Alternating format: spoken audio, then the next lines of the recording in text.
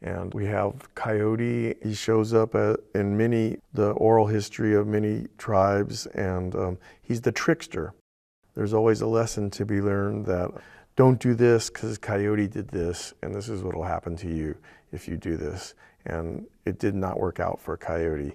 So he's kind of used this kind of moral kind of allegory, so to speak, of how to behave and what not to do, because ultimately this did not work out for Coyote. In this one, he's just with his counterpart. I think this was kind of an exercise in balance. It's got the symmetry on either side, and there's a little flying saucer in the background alluding to I guess I want to say, the contemporary mythology of New Mexico and the flying saucers and the alien crash site at Roswell.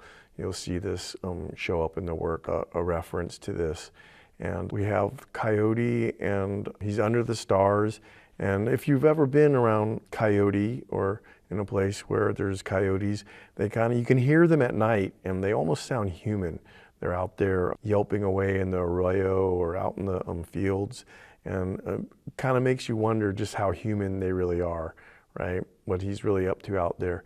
So this is just kind of a fun take on what he's doing out there alone in the night sky when there's no prying eyes around. And during this period, I had just come across Keith Haring, and he had a resounding impact on the art, which still resonates to this day through the body of work. It's very Keith Haring-esque.